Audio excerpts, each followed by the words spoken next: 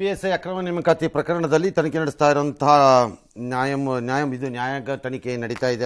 ನ್ಯಾಯಮೂರ್ತಿಗಳಿಗೆ ಒಂದು ನೋಟಿಸ್ ಕೊಟ್ಟಿದ್ದಾರಂತೆ. ಕುಮಾರಸ್ವಾಮಿ, ಬಸವನಗೌಡ ಪಾಟೀಲ್, ಶಾಸಕ ಬಸವರಾಜ ಜಡೇಸೂಗೂರು, ಮಾಜಿ ಸಚಿವ ಅಶ್ವಥ್ ನಾರಾಯಣ್ ಮುತ್ತೈತರರಿಗೆಲ್ಲರಿಗೂ ಕೊಟ್ಟಿದ್ದಾರಂತೆ. ಏನಕ್ಕೆ ಅಂದರೆ ಅವ್ರು ಅವಾಗ ಹೇಳಿಕೆ ಕೊಟ್ಟಿದ್ರು, ಹಂಗಾಗಿದೆ, ಹಂಗಾಗಿಲ್ಲ, ದಾಖಲೆ ಇದೆ, ಮಣ್ಣಿದೆ, ಇಲ್ಲ ಇದು ಅಂತೆಲ್ಲ ಹೇಳಿದ್ರಂತೆ. ಈಗ ಬನ್ನಿ ಅದೆಲ್ಲ ಕೊಡಿ ಅಂತೇನೋ ಹೇಳಿ ಹಂಚ್ಕೊಂಬಿಡಿ ಅಂತಂದ್ರೆ ನಾಳೆನೇ ಬಂದ್ಬಿಡಿ ಅಂದಿದ್ದಾರಂತೆ. ಅವ್ರು ನಾಳೆ ಹೋಗ್ಬಿಡಲ್ಲ, ಅವ್ರುಗಳೆಲ್ಲ ಹೋಗಲೇಬೇಕು ಅನ್ನೋ ಕತೆ ಪ್ಯೂರ್ಲಿ ಅಷ್ಟೊಂದು ಇದಲ್ಲ. ಬೇಕಾದ್ರೆ ಹೋಗ್ತಾರೆ, ಸಾಕಾರ ಬಿಡ್ತಾರೆ, ಅದು ಅವ್ರಿಗೆ ಗೊತ್ತಿ ಅವ್ರು ಮಾಡ್ಬೋದು.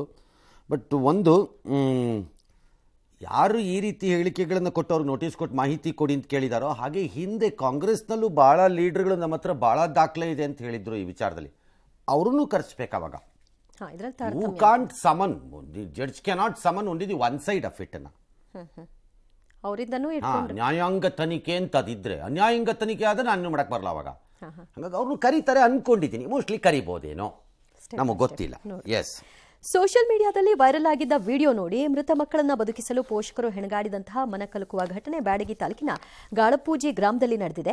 2 ದಿನದ ಹಿಂದೆ ಕೆರೆಯಲ್ಲಿ ಮುಳುಗಿ 12 ವರ್ಷದ ಹೇಮಂತ್, 11 ವರ್ಷದ ನಾಗರಾಜ ಸಾವನ್ನಪ್ಪಿದ್ರು. ಇದೇ ಹೊತ್ತಿನಲ್ಲಿ ವೈರಲ್ ಆಗಿದ್ದ ಸುಳ್ಳು ವಿಡಿಯೋವನ್ನ ನೆನಪು ಮಾಡಿಕೊಂಡಂತಹ ಪೋಷಕರು ಮಕ್ಕಳ ಮೃತದೇಹವನ್ನು ಉಪ್ಪಿನ ರಾಶಿಯಲ್ಲಿ ಹುದುಗಿಸಿ ಪೂಜೆ ಪುನಸ್ಕಾರ ಮಾಡಿ ಬದುಕಿಸಿಕೊಳ್ಳಕ್ಕೆ ಪ್ರಯತ್ನಿಸಿದ್ರು. ಕಡೆಗೆ ಪೊಲೀಸರ ಮನವೊಲಿಕೆಯಿಂದ ಮೃತದೇಹಗಳನ್ನು ಪೋಷಕರು ಅಂತ್ಯಕ್ರಿಯೆ ಮಾಡಿದರು. All right. ಈ ರೀತಿಯಾಗೆ ನಮ್ಮ ಸಮಸ್ಯೆ ದೇಶಕ್ಕೆ ಇನ್ನೂ ಡೀಪ್ ಫೇಕನ್ನು ಇದು ಫೇಕ್ ಅನ್ಕೊಂಡು ಜನ ಸುಮ್ಮನಾಗ್ತಾರ. ಏನೇನು ಕಾದಿದೆಯೋ, ಚುನಾವಣೆ ಹತ್ತಿರ ಬರ್ತಿದೆ, ಯಾರ್ಯಾರ ದೇಹಕ್ಕೆ ಯಾರ್ಯಾರ ಮಖ ಅಂಟಿಸ್ತಾರೋ, ಯಾರ್ಯಾರ ಬಾಡಿಗೆ ಯಾವ್ಯಾವ ವಾಯ್ಸ್ ಕೊಡ್ತಾರೋ, ನೀವು ಯಾವ್ಯಾವ್ದು ನಂಬುಕತ್ತೀರೋ, ದೇವರೇ ಕಾಪಾಡಬೇಕು ಈ ದೇಶಗಳನ್ನು ಇನ್ನು ಮುಂದೆ. ರಾಮ ಮಂದಿರ ಲೋಕಾರ್ಪಣೆ ಕಾರ್ಯಕ್ರಮನ ಬಹಿಷ್ಕರಿಸೋದಕ್ಕೆ CPI ತೀರ್ಮಾನಿಸ್ಬಿಟ್ಟಿದೆಯಂತೆ. ಹೌದಾ? ಎಂಥ ನಿರ್ಧಾರ! ನಾವು ಲೋಕಾರ್ಪಣೆ ಕಾರ್ಯಕ್ರಮಕ್ಕೆ ಹೋಗಲ್ಲ ಅಂತ ಬೃಂದಾ ಕಾರಟಂದು ನಿಮ್ಮನ್ನು ಕರಿಬೇಕು ಅಂತ ಕರೆದಿದ್ರು. ನೀವು ಹೋಗದಿದ್ರೆ ಕೇರ್ ಮಾಡೋನು ಯಾವನು? ನೀವು ಹೋದ ತಕ್ಷಣ ದೇಶ ಅಲ್ಲೋಲ ಕಲ್ಲೋಲ ಆಗ್ತಿರಲಿಲ್ಲ. ನೀವು ಹೋಗದೇ ಇದ್ದರೆ ಒಂದು ಇದು ಏನು ಹುಲ್ಲು ಕಡ್ಡಿನೂ ಅಳ್ಳಾಡಲ್ಲ. ನಿಮ್ಮ ನಿಲುವುಗಳಿಂದಾಗಲಿ ಆಗಲೇ ಒಂದು ರಾಜ್ಯಕ್ಕೆ ಇಳಿದಿದ್ದೀರಿ. ನೀನು ಅದೊಂದು ಹೋಗ್ಬಿಟ್ರೆ ಆಮೇಲೆ ನೋಡ್ಕೊಳ್ಳೋಣ, ಆಯ್ತಲ್ಲ? ಬೇಕಾದ್ರೆ ಹೋಗ್ಕೊಳ್ಳಿ, ಸಾಕಾರ ಬಿಟ್ಕೊಳ್ಳಿ. ನೀವು ಹೋಗ್ದಿದ್ರೆ ಯಾರು ಪಾಪ ಬೇಜಾರು ಮಾಡ್ಕೊಂಡು ಊಟ ನೀರು ಬಿಡಲ್ಲ. ನೀವು ಹೋಗ್ಲಿಲ್ವಲ್ಲ ಅಂತ ಹೊರಗಡೆಯಲ್ಲಿ ಯಾರು ಅಳಲ್ಲ. ಬಿಜೆಪಿ ಧಾರ್ಮಿಕ ರಾಜಕೀಯದಲ್ಲಿ ತೊಡ್ಕೊಂಡ್ಬಿಟ್ಟಿದೆ. ಅವ್ರ ರಾಜಕೀಯ ಆತಡ್ತಾರೆ. ರಾಮ ಎಲ್ಲರಿಗೂ ಸೇರಿದ್ದವನು. ಬಿಜೆಪಿಯವ್ರು ಏನಾರು ಮಾಡ್ಕೊಳ್ಳಿ, ನೀವೇ ಹೋಗಿ ಏನಾರು ಮಾಡ್ಕೊಳ್ಳಿ ಅವ್ರದ್ದು. ನೀವು ಹೋಗದೆ ಈಗ ಬಿಟ್ರೆ ಅವ್ರು ಮಾಡಲ್ವಾ ಆ ಕಾರ್ಯಕ್ರಮನ? ಮಾಡೇ ಮಾಡ್ತಾರೆ. ನಿಮ್ಮ ಇಷ್ಟ, ನೀವು ಹೋಗಿ ಅಂತ ಹೇಳಬಾರ್ದು ಅವ್ರನ್ನ. ಅವ್ರ ಆಯ್ಕೆ, ಇದು ನಮ್ಮ ಆಯ್ಕೆ ಅಷ್ಟೇ. ಇನ್ನು ಕುಮಾರಸ್ವಾಮಿ ಅವ್ರಿಗೂ ಆಹ್ವಾನ ಕೊಟ್ಟಿದ್ದಾರಂತೆ. ಅವ್ರು ಸಂತೋಷದಿಂದ ನಾನು ಬರ್ತೀನಿ ಅಂತ ಅಂದಿದ್ದಾರಂತೆ. ಸರಿ, ಹೋಗಿ ಅಷ್ಟೇ. ಕೊಚಾಡಿಯನ್ ಚಿತ್ರದ ಹಣಕಾಸು ವ್ಯವಹಾರ ಪ್ರಕರಣದಲ್ಲಿ ಸೂಪರ್ ಸ್ಟಾರ್ ರಜನಿಕಾಂತ್ ಪತ್ನಿ ಲತಾ ರಜನಿಕಾಂತ್ಗೆ ಬೆಂಗಳೂರಿನ 1ನೇ ACMM ಕೋರ್ಟ್ ಜಾಮೀನು ನೀಡಿದೆ. ಇಂದು ಖುದ್ದಾಗಿ ಕೋರ್ಟ್ಗೆ ಹಾಜರಾದ ಲತಾ ರಜನಿಕಾಂತ್ಗೆ ನ್ಯಾಯಾಧೀಶರು ಷರತ್ತುಬದ್ಧ ಜಾಮೀನು ಮಂಜೂರು ಮಾಡಿದರು. ಮುಂದಿನ ವಿಚಾರಣೆ ಜನವರಿ 6ಕ್ಕೆ ನಿಗದಿಯಾಗಿದೆ. ಜಾಮೀನು ಬಳಿಕ ಮಾತನಾಡಿದ ಲತಾ ರಜನಿಕಾಂತ್, ನಾನು ಸೆಲೆಬ್ರಿಟಿ ಅನ್ನೋ ಕಾರಣಕ್ಕೆ ಹೀಗೆ ಮಾಡಿದ್ದಾರೆ, ಮುಂದಿನದು ಕಾನೂನು ಪ್ರಕಾರ ನಡೆಯುತ್ತೆ ಎಂದರು. This is a falsely implicated case and exploit பண்றதுக்காக செலிபிரிட்டின்றதுக்காக லா பிரகாரம் நான் வரணும்னு ஒரு ப்ரொசீஜர் இருக்கு. ஸோ அதுக்கு தான் நான் வந்திருக்கேன். இது மணி பத்தின கேஸே கிடையாதுங்க. The money has been settled long ago. அந்த ப்ரொடியூசர் ಸೆಟಲ್ பண்ணிட்டாங்க. ಗಾಜಾ ಮೇಲೆ ಇಸ್ರೇಲ್ ಪಡೆಗಳು ದಾಳಿ ಮುಂದುವರಿಸಿದೆ. ಅಲ್ಲಿನ ಪರಿಸ್ಥಿತಿ ದಾರುಣವಾಗಿದೆ. ಕಾಶ್ಮೀರದ ಮಾಜಿ ಮುಖ್ಯಮಂತ್ರಿ ಫಾರೂಕ್ ಅಬ್ದುಲ್ಲಾ ನಾನು ಯಾರೋ ಇಂಟರ್ನ್ಯಾಷನಲ್ ಎಕ್ಸ್ಪರ್ಟ್ ಇರಬೇಕು ಅಂದ್ಕೊಂಡಿದ್ದೆ. ಅಧಿಕಾರ ಕಳೆದುಕೊಂಡು ನೀರಿನಿಂದ ಹೊರಕ್ಕೆ ಬಿದ್ದು ವಿಲ ಎಂದು ಒದ್ದಾಡುತ್ತಿರುವ ಈ ಮೀನಾ ಮಾತಾಡಿರೋದು. ಐಸಿ ನೆರೆಯ ಪಾಕಿಸ್ತಾನದ ಜೊತೆ ಸಂಬಂಧ ಸುಧಾರಿಸ್ಕೊಳ್ಳದಿದ್ರೆ ಮುಂದೊಂದಿನ ಗಾಜಾ ಪರಿಸ್ಥಿತಿ ಕಾಶ್ಮೀರಕ್ಕೂ ಬಂದ್ಬಿಡುತ್ತೆ. ಯಾಕಪ್ಪ ಬರುತ್ತೆ? ಪ್ರಭೂತಿ, ಇಲ್ಲಿ ಅನ್ನ ತಿಂದಿದೀಯಾ? ನಾಚಿಕೆ ಆಗಲ್ಲ? ಬೇಸಿಕಲಿ ನೀವು ಅಧಿಕಾರವನ್ನು ಕಳ್ಕೊಂಡು ವಿಲ ಒದ್ದಾಡ್ತಿರೋ ನೀವೇ ಆಕ್ರಮಿತರಲ್ಲಿ, ನೀವೇ ಆಕ್ರಮಿತರು. ನೀವಲ್ಲ ಮೂಲ ನಿವಾಸಿಗಳಲ್ಲಿಗೆ. ಕಾಶ್ಮೀರದ ಮೂಲ ನಿವಾಸಿಗಳಲ್ಲ ನೀವೆಲ್ಲ. ಯಾವುದೇ ಕಾಲ ಆಗಿರಲಿ ಅದು, ಆ ಕಾಲದಿಂದ ಬಂದು ಇಲ್ಲಿ ಆಕ್ರಮಣ ಮಾಡ್ಕೊಂಡು ಕೂತಿರೋರು ನೀವು. ಹಂಗಾರೆ ಅಂಥದ್ರಲ್ಲಿ ಗಾಜಾ ಆಗಿಬಿಡುತ್ತಂತೆ. ಗಾಜಾ ಅಯ್ಯೋ, ಈ ಉಡಾಪೆ ಗಿರಾಕಿಗೆ ಅವಾಗೊಂದು ಹೇಳಿತ್ತಪ್ಪ ಈ ಗಿರಾಕಿ, ಏನಾದರೂ ನೀವು ಕಾಶ್ಮೀರದ ವಿಶೇಷ ಸ್ಥಾನಮಾನ ಕಿತ್ತುಬಿಟ್ರೆ ಆಕಾಶದಿಂದ ನಭೋಮಂಡಲದಿಂದ ಭೂಮಿಯವರೆಗೆ ಬೆಂಕಿಯ ಜ್ವಾಲೆ ತಾಗಿಕೊಂಡು ಉರಿಯುತ್ತದೆ ಅನ್ನೋ ಟೈಪ್ ಮಾತಾಡಿದ್ರು. ಹೌದು, ಹಾಂ, ಈಗ ಹೆಂಗಿದೆ ಇವ್ರನ್ನೆಲ್ಲ ಇನ್ನೂ ಇಟ್ಕೊಂಡಿದ್ದಾರೆ. INDIA-ನಲ್ಲಿ ಇವ್ರು ದೊಡ್ಡ ಲೀಡ್ರ್ ಅಂತೆ. 2 ಸೀಟ್ ಗೆಲ್ಲಕ್ಕೆ ಯೋಗ್ಯತೆ ಇಲ್ಲದೆ ಇರೋರೆಲ್ಲ ಲೀಡರ್ಗಳು. ಅರೆ ರೈ, ಸುಮ್ಮನೆ ಕೆಲಸ ನೋಡಕ್ರಿ. ಅಯೋಧ್ಯೆಯಲ್ಲಿ ಜನವರಿ 22ರಂದು ನಡೆಯಲಿದೆ ಕಾರ್ಯಕ್ರಮ, ರಾಮನ ವಿಗ್ರಹದ ಪ್ರಾಣ ಪ್ರತಿಷ್ಠಾಪನೆ ಕಾರ್ಯಕ್ರಮ. ತಯಾರಿಗಳು ಭರ್ಜರಿಯಿಂದ ಸಾಗುತ್ತಲೇ ಇದೆ. ಸಹಜವಾಗಿ ನಮ್ಮಲ್ಲಿ ಅದನ್ನು ತೋರಿಸ್ತಾ ಇದ್ದೀವಿ ನಿನ್ನೆಯಿಂದ. ಇವತ್ತು ನನ್ನ ಸಹೋದ್ಯೋಗಿ ಶಬೀರ್ ಆ ಅಯೋಧ್ಯೆಯಲ್ಲಿ ಒಂದಿಷ್ಟು ಸಂಚಾರ ಮಾಡಿ ಅಲ್ಲಿಯ ರೈಲ್ವೆ ನಿಲ್ದಾಣದ ಇದನ್ನು ತಂದಿಟ್ಟಿದ್ದಾರೆ ನಿಮ್ಮ ಮುಂದೆ. ಹೀಗೆ ನಾವೀಗ ರಾಮನಗರಿ ಅಯೋಧ್ಯೆಯನ್ನ ತಲುಪಿದ್ದೇವೆ. ನನ್ನ ಬ್ಯಾಕ್ ಎಂಡ್ ಅಲ್ಲಿ ಕೂಡ ನೀವು ನೋಡ್ಬೋದು ಅಯೋಧ್ಯೆಯ ರೈಲ್ವೆ ನಿಲ್ದಾಣದ ಚಿತ್ರಣ ಹೇಗಿದೆ ಅನ್ನುವಂಥದ್ದನ್ನ.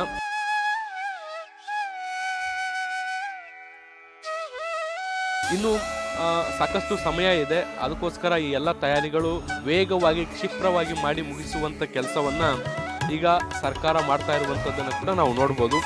ಎಲ್ಲ ವಿಚಾರಗಳನ್ನ ನಿಮ್ಮ ಮುಂದೆ ಹಂತ ಹಂತವಾಗಿ ತಂದಿಡುವಂತ ಕೆಲಸವನ್ನ ಮಾಡ್ತೀವಿ.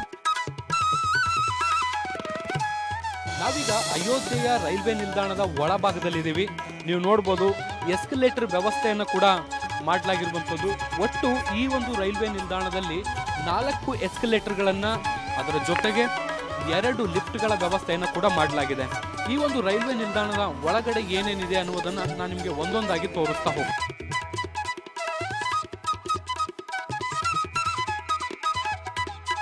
ಈಗ ರೈಲ್ವೆ ನಿಲ್ದಾಣದ ಮುಖ್ಯ ಭಾಗದಲ್ಲಿದ್ದೀವಿ. ಅಯೋಧ್ಯೆ ರೈಲ್ವೆ ನಿಲ್ದಾಣದ ಒಳಗಡೆ ಬರುವ ಪ್ರತಿ ಪ್ರಯಾಣಿಕರು ಇದೇ ಬಾಗಿಲ ಮೂಲಕ ಹೊರಗಡೆ ಹೋಗ್ಬೇಕಾಗತ್ತೆ. ಸೊ ಹಾಗಾಗಿ ಇದೊಂದು ದೊಡ್ಡ ಪ್ರಾಂಗಣವನ್ನ ವ್ಯವಸ್ಥಿತವಾಗಿ ಸುಸಜ್ಜಿತವಾಗಿ ನಿರ್ಮಿಸುವಂತ ಕೆಲಸವನ್ನ ಮಾಡಲಾಗಿದೆ.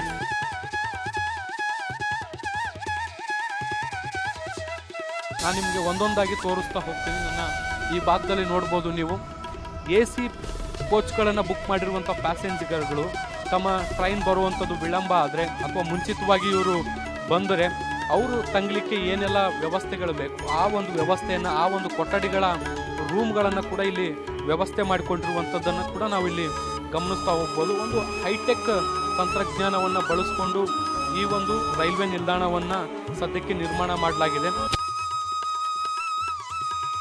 ಅಲ್ಲಿ ನೀವು ನೋಡ್ತಿದ್ದೀರಿ ಬ್ಲೂ ಕಲರ್ ಶೀಟ್ಸ್ ಏನು ಕಾಣಿಸ್ತಾ ಇದೆ, ಅದು ಹಳೆ ರೈಲ್ವೆ ನಿಲ್ದಾಣದ ಪ್ಲಾಟ್ಫಾರ್ಮ್ ಆಗಿತ್ತು. ಎಷ್ಟು ದೊಡ್ಡ ಬದಲಾವಣೆ ರೈಲ್ವೆ ನಿಲ್ದಾಣದಲ್ಲಿ ಆಗಿದೆ ಅನ್ನುವಂಥದ್ದನ್ನ ನೀವು ಈ ಕೆಲಸಗಳು ನಡೀತಾ ಏನಿದ್ದಾವೆ, ಈ ಕೆಲಸಗಳನ್ನು ನಡೆದಂಥದ್ದನ್ನು ಗಮನಿಸಿದ್ರೆ ಎಷ್ಟು ವೇಗವಾಗಿ ಈ ಒಂದು ರೈಲ್ವೆ ನಿಲ್ದಾಣವನ್ನ ಮಾಡಲಾಗ್ತಾ ಇದೆ ಅನ್ನುವಂಥದ್ದನ್ನ ನೋಡ್ತಾ ಹೋಗ್ಬೋದು.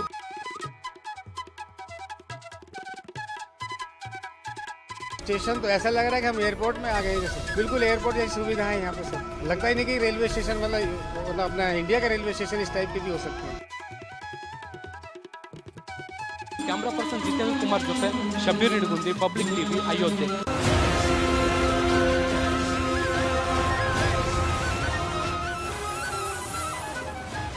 ರಾಮ ಮಂದಿರದ ಲೋಕಾರ್ಪಣಾ ಕಾರ್ಯಕ್ಕೆ ದೇಶದ ದಶ ದಿಕ್ಕುಗಳಿಂದಲೂ ಕೂಡ ಅತಿಥಿಗಳು ಬರ್ತಾರೆ. ಹಾಗಾದ್ರೆ ಅವ್ರು ಎಲ್ಲಿ ಉಳ್ಕೊಳ್ಬೇಕು, ಅದಕ್ಕೇನು ವ್ಯವಸ್ಥೆ ಆಗಿದೆ, ಆ ವರದಿಯನ್ನು ತೋರಿಸ್ತೀವಿ ನೋಡಿ. ಅಯೋಧ್ಯೆಯಲ್ಲಿ ಶ್ರೀರಾಮ ಮಂದಿರ ಉದ್ಘಾಟನೆಗೆ ಇನ್ನೇನು ಕೆಲವೇ ದಿನಗಳು ಬಾಕಿ ಉಳ್ಕೊಂಡಿದ್ದಾವೆ.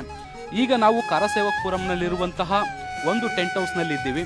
ಇಲ್ಲಿ ಅತಿಥಿಗಳ ಉಳ್ಕೊಳ್ಳಿಕ್ಕೆ ಅವರ ವಾಸ್ತವ್ಯಕ್ಕೂ ಕೂಡ ಒಂದಿಷ್ಟು ವ್ಯವಸ್ಥೆಯನ್ನ ಮಾಡಿಕೊಳ್ಳಲಾಗಿದೆ. ಆ ರೀತಿಯಾಗಿ ಮಾಡಿಕೊಳ್ಳಲಾಗಿರುವಂತಹ ವ್ಯವಸ್ಥೆಗಳು ಹೇಗಿದೆ ಅನ್ನುವಂಥದ್ದನ್ನು ನಾನು ನಿಮಗೆ ತೋರಿಸ್ತೇನೆ. ನೀವೀಗ ನೋಡ್ತಿರುವಂತಹ ದೃಶ್ಯಗಳೇನಿದೆ, ಇದು ಕರಸೇವಕಪುರಂನಲ್ಲಿರುವಂತಹ ಒಂದು ಪ್ರದೇಶದಲ್ಲಿ ನಿರ್ಮಾಣ ಮಾಡಲಾಗಿರುವಂತಹ ಟೆಂಟ್ ಹೌಸ್ಗಳು. ಸುಮಾರು 68 ಟೆಂಟ್ ಹೌಸ್ಗಳನ್ನು ಇಲ್ಲಿ ನಿರ್ಮಾಣ ಮಾಡಲಾಗಿದೆ. ಅದರಲ್ಲಿ ಒಂದು ಟೆಂಟ್ ಹೌಸ್ನಲ್ಲಿ 18 ಜನ ತಂಗಲಿಕ್ಕೆ ಅವಕಾಶವನ್ನು ಕೂಡ ಈ ಒಂದು ಪ್ರದೇಶದಲ್ಲಿ ಮಾಡಿಕೊಳ್ಳಲಾಗಿರುವಂಥದ್ದು. ಇಲ್ಲಿ ಒಂದು ಟೆಂಟ್ ಹೌಸ್ನಲ್ಲಿ 18 ಜನಕ್ಕೆ ವ್ಯವಸ್ಥೆಯನ್ನು ಮಾಡಿಕೊಳ್ಳಲಾಗಿದೆ. ನಾನು ಒಳಗಡೆ ಕರ್ಕೊಂಡು ಹೋಗುವಂಥ ಪ್ರಯತ್ನವನ್ನು ಕೂಡ ಮಾಡ್ತೀನಿ. ನಾವೀಗ ಒಳಗಡೆ ಪ್ರವೇಶ ಮಾಡ್ತಿದ್ದೀವಿ. ನೀವು ನೋಡ್ಬೋದು ಯಾವ ರೀತಿಯಾದಂಥ ಬೆಡ್ಗಳ ವ್ಯವಸ್ಥೆಯನ್ನು ಈ ಒಂದು ಪ್ರದೇಶದಲ್ಲಿ ಮಾಡಲಾಗಿದೆ ಅನ್ನುವಂಥದ್ದನ್ನು ನೋಡ್ಬೋದು. ಸುಮಾರು 18 ಬೆಡ್ಗಳನ್ನು ಇಲ್ಲಿ ಹಾಕುವಂಥ ಕೆಲಸವನ್ನು ಮಾಡಲಾಗಿದೆ. ಅದಕ್ಕೆ ಸಂಬಂಧಪಟ್ಟಂತೆ ಬ್ಲ್ಯಾಂಕೆಟ್ಗಳಾಗಿರ್ಬೋದು, ದಿಂಬುಗಳಾಗಿರ್ಬೋದು, ಯಾವುದೇ ರೀತಿಯಾದಂಥ ಕುಂದುಕೊರತೆಗಳಾಗಬಾರ್ದು ಅನ್ನುವಂಥ ದೃಷ್ಟಿಯಿಂದ ಎಲ್ಲವನ್ನು ಕೂಡ ದೃಷ್ಟಿಯಲ್ಲಿಟ್ಟುಕೊಂಡು ಈ ಒಂದು ಟೆಂಟ್ ಹೌಸನ್ನು ನಿರ್ಮಾಣ ಮಾಡಲಾಗಿರುವಂಥದ್ದು.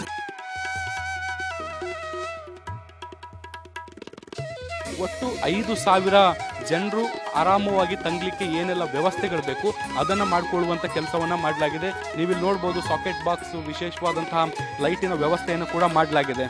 ಮೊಬೈಲ್ಗಳನ್ನ ಚಾರ್ಜ್ ಮಾಡ್ಕೊಳ್ಳೋದಾಗಿರ್ಬೋದು ಅಥವಾ ಯಾವುದೇ ಎಲೆಕ್ಟ್ರಾನಿಕ್ ಗ್ಯಾಜೆಟ್ಗಳಿದ್ದರೆ ಅದನ್ನು ಚಾರ್ಜ್ ಮಾಡ್ಕೊಳ್ಳೋಕ್ಕಾಗಿರ್ಬೋದು. ಮತ್ತು ಬೆಳಕಿನ ವ್ಯವಸ್ಥೆಗೂ ಕೂಡ ವಿಶೇಷವಾದಂಥ ಆದ್ಯತೆಯನ್ನು ಕೊಟ್ಟು ಅಲ್ಲಲ್ಲಿ ಲೈಟಿಂಗ್ ವ್ಯವಸ್ಥೆಗಳನ್ನು ಕೂಡ ಮಾಡಿಕೊಂಡಿರುವಂಥದ್ದನ್ನು ಕೂಡ ನಾವು ಗಮನಿಸ್ತಿದ್ದೀವಿ. 19ನೇ ತಾರೀಕಿಂದ 22ನೇ ತಾರೀಕುವರೆಗೂ ಕೂಡ ಇಲ್ಲಿ ಅತಿಥಿಗಳು ತಂಗಲಿಕ್ಕೆ ಏನೆಲ್ಲ ವ್ಯವಸ್ಥೆಗಳು ಬೇಕು ಆ ಎಲ್ಲ ವ್ಯವಸ್ಥೆಗಳನ್ನು ಈ ಒಂದು ಟೆಂಟ್ ಹೌಸ್ನಲ್ಲಿ ಮಾಡಿ ಕೊಡಲಾಗಿರುವಂಥದ್ದು. ಕ್ಯಾಮ್ರಾ ಪರ್ಸನ್ ಜಿತೇಂದ್ರ ಕುಮಾರ್ ಜೊತೆ ಶಬ್ಬೀರ್ ನಿಡಗುಂದಿ, ಪಬ್ಲಿಕ್ ಟಿವಿ, ಅಯೋಧ್ಯೆ.